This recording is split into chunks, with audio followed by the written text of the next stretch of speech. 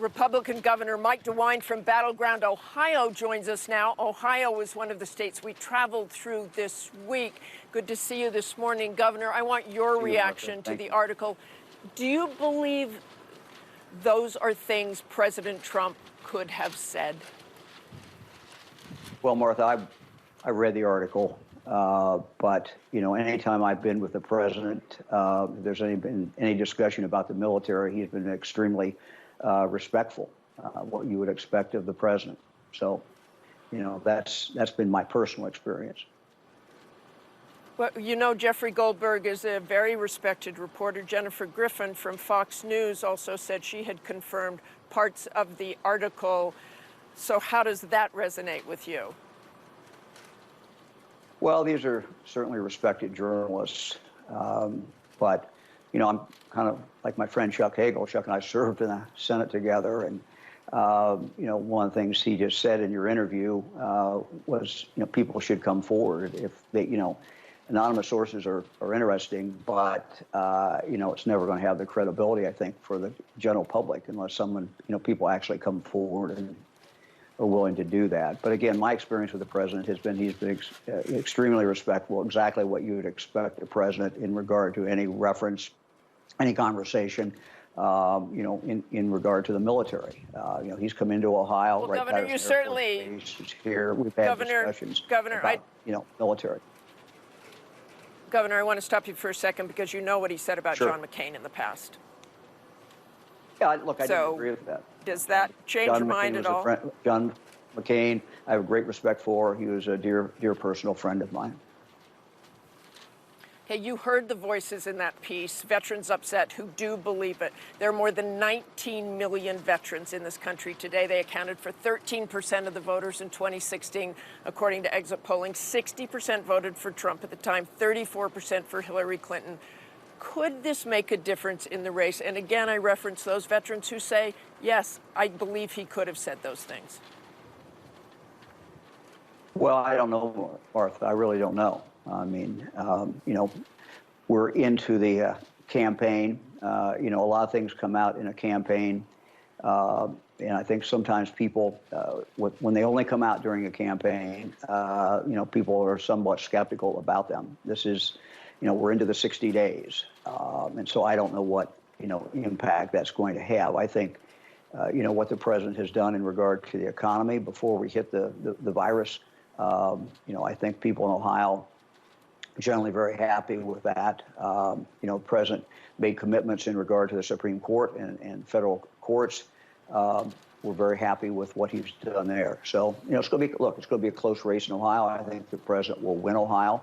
But Ohio's always going to be a battleground state. And, you know, neither side can ever take Ohio for granted.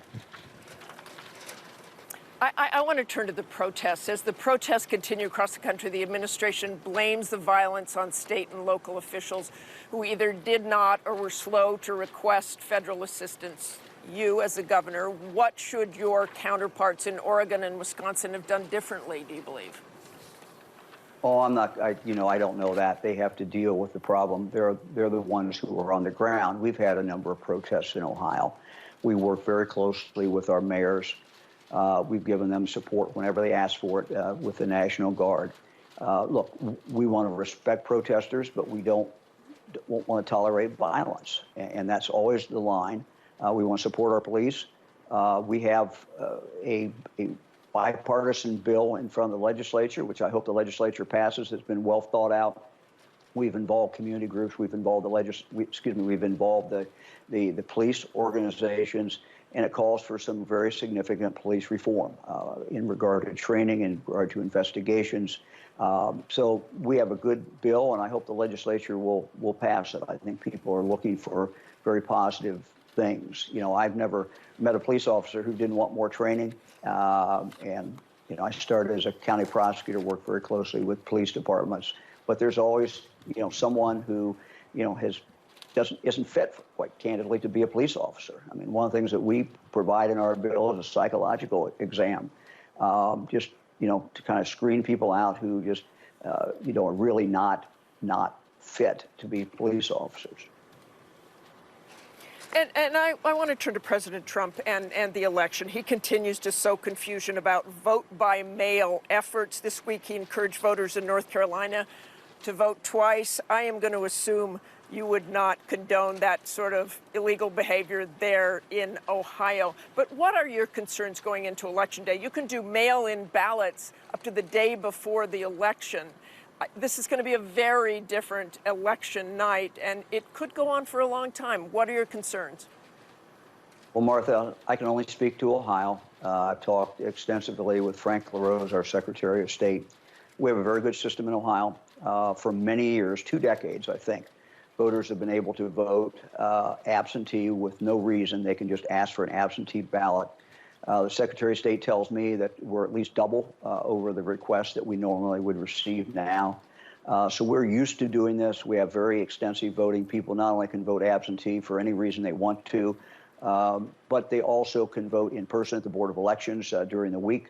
Then we even have Sunday voting in Ohio the weekend before the election. So ample opportunity. What we tell people to do is, look, everyone, by the way, is now getting in the mail, their application. They can fill that out. Every voter in Ohio is getting it.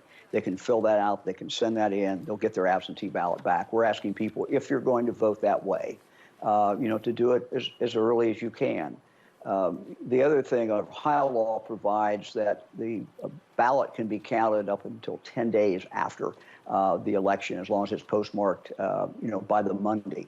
So again, we don't want anybody to wait till the Friday before to mail it, but they also have the ability to drop off at the Board of Elections, a drop box at the Board of Elections. So we're not concerned about Ohio. We always have to be vigilant. Our elections in Ohio and across this country are held in a very bipartisan way, from the precinct where you have Democrats and Republicans to the county level and with the Secretary of State running the election. So we're confident things are going to work out fine as far as casting the ballot and counting the ballot in Ohio. We hope that will as well. I enjoyed very much crossing through your state. Thanks for joining us this morning.